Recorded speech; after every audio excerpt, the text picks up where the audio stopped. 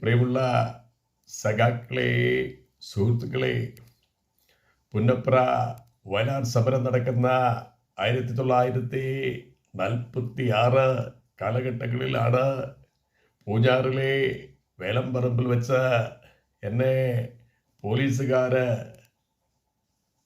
പിടിച്ചു കെട്ടിക്കൊണ്ടുപോയത്. അവിടെ നിന്ന് ലാത്തി കൊണ്ട് എൻ്റെ ശരീരത്തെ മുഴുവൻ ഇല്ലാതാക്കുന്നതിനു വേണ്ടിയുള്ള ക്രൂരമായിട്ടുള്ള മർദ്ദനമുറകൾ പോലീസുകാർ നടത്തി. അതുകൂടാതെ തന്നെ നടുവിനൊരു ഊക്കൻ ചവിട്ടിയാണ് അവരെന്നെ സ്റ്റേഷനിലേക്ക് സ്വീകരിച്ചത്. അവസാനം മരണപ്പെട്ടു എന്ന് തോന്നിയ അവർ കൈസഹായത്തിന് വേണ്ടി കള്ളൻ ഗോപാലിനെയും കൂട്ടി എന്നെ ഒരു കുറ്റിക്കാട്ടിൽ കൊണ്ടിട്ടതാണ്.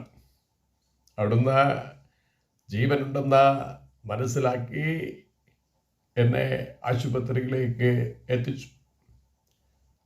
അവിടുന്ന് മരണത്തിന് വിട്ടുകൊടുക്കാതെ തന്നെ എഴുന്നേറ്റ് മുഷ്ടി ചുരുട്ടി ഇങ്ങോട്ട് കേരളത്തിലേക്ക്, ജനങ്ങളിലേക്ക്